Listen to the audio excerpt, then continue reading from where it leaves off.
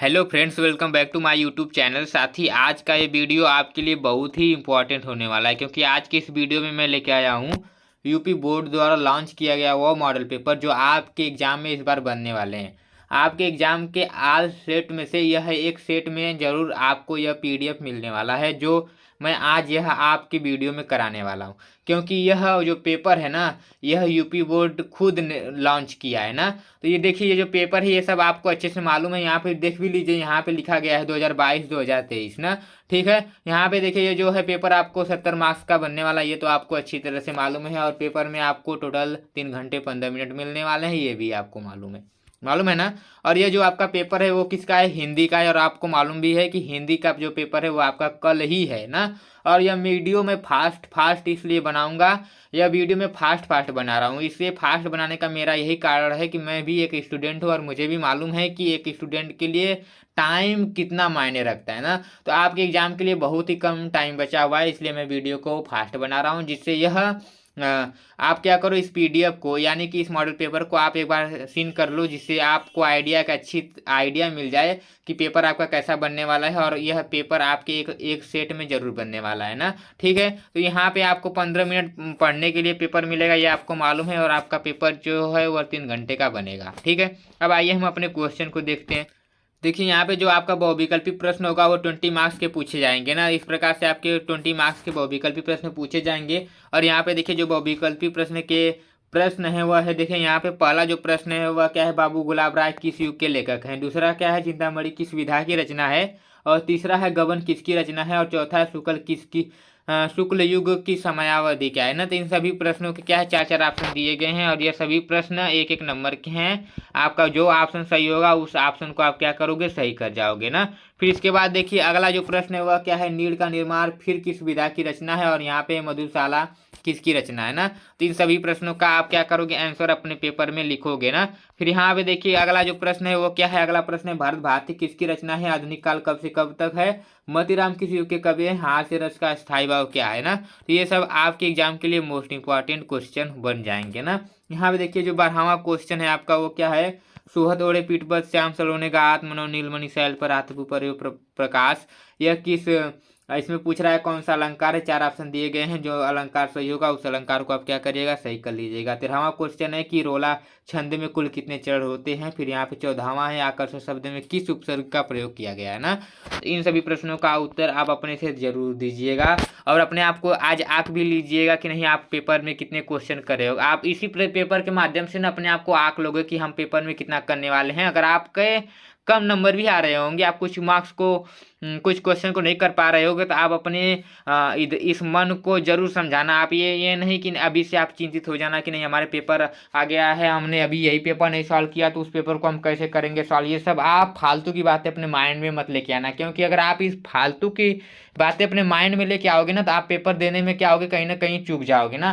तो आप क्या करोगे? अपने माइंड को पूरा फ्रेश करके रखना, एकदम मस्त होके जाना पेपर में, बोलना कि बस आज पेपर में मैं एकदम आग लगाने वाला हूँ, पेपर में पूरा धुआं मचाने वाला हूँ। और एक बात और याद रखना, पेपर देने के बाद आप किसी भी फ्रेंड से बातें मत करना, क्योंकि पेपर के बाद जब फ्रेंड से बात करोगे वो बोलेगा कि मैंने ये किया, वो बोलेगा अब विभिन्न प्रकार के आपके बातें बताएंगे, जिससे आपका माइंड क्या हो गया? अपसेट हो जाएगा। लेकिन हमें अपने माइंड को अपसेट नहीं करना है, इसलिए मैं आपको बोल रहा हूँ कि पेपर देने के बाद आप क्या करना, आप किसी फ्रेंड से बात मत करना, चुपचाप अपने घर चल जाना। ठीक है, फिर इसके बाद देखिए, जो प्रश्न है हम प्रश्न पे अपने आते हैं। प्रश्न यहाँ पे प्रत्येक के कितने भेद होते हैं ये सब आपको बताना है। पीताम्बर में कौन सा समास है? फिर यहाँ पे देखिए आंसू का तत्सम रूप क्या है ना। तो ये सब आप स्वयं करने वाले हो। ठीक है, फिर यहाँ पे देखिए 18वां जो प्रश्न आपका होने वाला है वह है यह संधि का सूत्र है। और 19वां है फलस्य शब्द का वचन एवं विभक्ति क्या है ना। फिर यहाँ पे 20वां है अपठित धातु का जो वचन एवं पुरुष है। तो ये सब आप स्वयं करने वाले हो अपने से। ठीक है, और यहाँ पे देखिए अब आएगा मजा। अब आने वाला है क्या? अब आएगा मजा। ठीक है, मजा कैसे आने वाला है वो देखिए। और ये जो देखिए, जो आपका वर्णात्मक प्रश्न होगा वो कितने पे होगा? वे आपके 50 मार्क्स बनाएगा ना। और 50 मार्क्स आपको किस प्रकार मिलेगा? ये देखिए, बहुत आसान पेपर को इस प्रकार बनाया है ना यूपी बोर्ड एग्जाम ने, कि इस बार आप पेपर में चाहोगे तो बहुत ही अच्छा फोड़ के आओगे। कैसे आओगे? यहाँ पे देखिए, जो पहला प्रश्न होगा आपका इस वर्णात्मक प्रश्न का, वह क्या होगा? गद्यांश पर आधारित 3 प्रश्नों का उत्तर देना होगा, जिसमें संदर्भ प्रसंग व्याख्या और रेखांकित अंश की व्याख्या और एक प्रश्न आपके पूछे जाएंगे। उस गद्यांश से पूछा जाएगा और क्या होगा कि हमको क्या करना होगा, उनका आंसर देना होगा ना। लेकिन एक सबसे अच्छी बात यही है कि इन गद्यांश में आपको 2 प्रश्न दिए रहेंगे, दोनों में से एक ही करना होगा आपको। क्या होगा, आपको 2 गद्यांश दिए रहेंगे, दोनों गद्यांश में से एक ही करना होगा। यहाँ पे देख भी लीजिए आप, यहाँ पे लिखा गया है अथवा। यहाँ पे क्या लिखा गया है, यहाँ पे अथवा लिखा गया है। अथवा का मतलब कि या तो आप इस प्रश्न को करिए या तो इस प्रश्न को करिए, और इस प्रश्न पे जो आपको मार्क्स मिलेगा वो कितने मार्क्स मिलने वाला है यहाँ पे देख लीजिए आप उसे। यहाँ पे जो मार्क्स इस प्रश्न पे मिलने वाला है 6 मार्क्स आपको मिलने वाला है, ठीक है। तो इस प्रकार से आप क्या करोगे, प्रश्न नंबर 1 को टैकल कर जाओगे। और प्रश्न नंबर 2 जो है आपका वो देखिए, दिए गए पद्यांश पर आधारित 3 प्रश्नों का उत्तर दीजिए। चरण कमर बंधु हरिरा, ये सब आपका पद्यांश दिया रहेगा। इसमें भी आपको 6 मार्क्स मिलने वाले हैं, और इस 6 मार्क्स में आपके 2 पद्यांश दिए रहेंगे। क्या रहेंगे, 2 आपके पद्यांश दिए रहेंगे। 2 पद्यांश में से आपको एक करना होगा। यहाँ पे आप देख भी लीजिए, यहाँ पे लिखा गया है अथवा, यानी कि आप या तो इस प्रश्न को करिए या तो आप इस प्रश्न को करिए या तो आप इस प्रश्न को करिए, दोनों में से एक प्रश्न करना है। मैं आपको यही बोलूँगा अच्छे से कि आपको जो प्रश्न अच्छे से आ रहा होगा उसी प्रश्नों को अच्छे से लिखना, क्योंकि हमें अच्छे मार्क्स गेन करना है, न कि हमें सभी प्रश्नों को करना है ना। तो जो प्रश्न आ रहेगा उसे आप अच्छे से करना। मैं लास्ट में आपको बताऊंगा कि जो प्रश्न नहीं आएगा उसे आपको करना क्या है, ठीक है। लास्ट तक बने रहो, मैं लास्ट में आपको एक मस्त आइडिया देने वाला हूँ। यहाँ पे देखिए प्रश्न नंबर 3 क्या है। प्रश्न नंबर 3 है कि दिए गए संस्कृत गद्यांश में से किसी एक का संदर्भ सहित हिंदी में अनुवाद कीजिए। आपको क्या किया है, संस्कृत में आपको गद्यांश देगा, यहाँ पे देखिए अथवा लिखा गया है। दोनों में से आपको क्या करना होगा, या तो इसका करना होगा या तो ये अथवा वाले का करना होगा। इस प्रकार से ये जो आपका प्रश्न बनेगा 5 नंबर का बनेगा, ठीक है। अब यहाँ पे देखिए जो चौथा प्रश्न है वह क्या है कि निम्नलिखित दिए गए एक संस्कृत पद्यांश में किसी, यहाँ पे पद्यांश वाली बात होगी संस्कृत पद्यांश का ना, ये भी आपके 5 मार्क्स के बनने वाले हैं। और इसमें क्या मिलेगा आपको, यहाँ पे आपके फिर यहाँ पे इसमें भी देखिए अथवा है। सबसे मस्त मार्ग यही हमारा मिल रहा है कि हमको अथवा करके दे रहा है ना, यानी 2 प्रश्न आपको दे रहा है ऑप्शन में, एक क्या करना है, एक प्रश्न को करना है और एक प्रश्न के बाद अगले प्रश्न पे चले जाना है, ठीक है।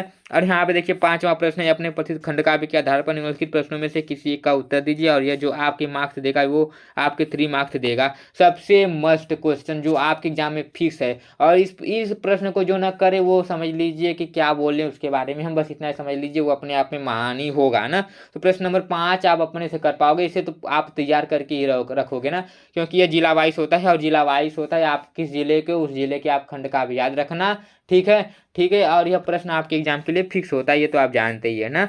अब देखिए अगला है प्रश्न संख्या 6, दिए गए लेखकों में से किसी एक लेखक का जीवन परिचय लिखते हुए उनकी एक प्रमुख रचनाओं का उल्लेख कीजिए। जिसको मैं आपको बताने से पहले मैं आपको बता दूं, मैंने एक ब्रह्मास्त्र सीरीज स्टार्ट किया था, जिसमें मैंने 45 most important long answer type question, फिर यहाँ पे शॉर्ट, फिर यहाँ पे बहुविकल्पी सभी प्रश्नों का मैंने एक सीरीज आपको दिया था। उन सभी का लिंक मैं अपने डिस्क्रिप्शन बॉक्स में दे दूंगा, जहाँ पे आपको इन सभी प्रश्नों के उत्तर बिना खोजे मिल जाएंगे ना। और मैंने आपको बताया था कि मैंने आपके लिए एक वीडियो बनाया था लेखकों के जीवन परिचय में, जिसमें मैंने लेखकों के जीवन परिचय को एक ट्रिक के माध्यम से बताया था, उनकी रचनाओं को भी एक जबरदस्त ट्रिक के माध्यम से बताया था, जिसे अगर आप एक बार पढ़ लिए ना तो आप एग्जाम को छोड़ो, आप जीवन पर्यंत याद रखोगे। मैंने ऐसा ट्रिक आपको बताया था। नहीं विश्वास है तो आप डिस्क्रिप्शन बॉक्स में जाकर उस लिंक को टच करके वीडियो को जरूर वॉच कर लेना, ठीक है। फिर यहाँ पे देखिए 6वां जो प्रश्न है वो आपका वह है, दिए गए कवियों में से किसी एक कवि का जीवन परिचय देते हुए अपनी प्रमुख रचनाओं का उल्लेख कीजिए ना।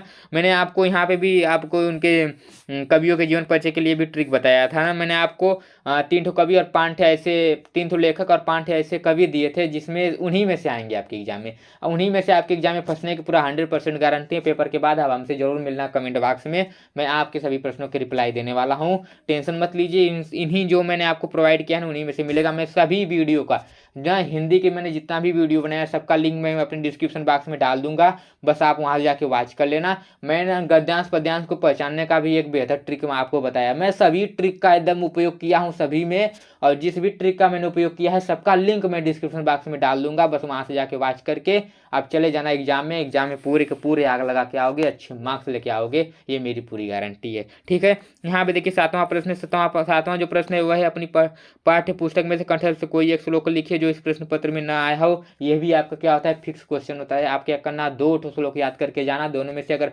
आपका एक पेपर में आया हुआ तो दूसरा लिख देना, दूसरा आया होगा तो पहला लिख लेना। इस प्रकार से आप क्या करना, 2 श्लोक याद करके जाना और अपने 2 मार्क्स अच्छे से गेन करके आना, ठीक है, ठीक है ना, ठीक है ना, हाँ ठीक है। अगला देखिए प्रश्न संख्या 8 है।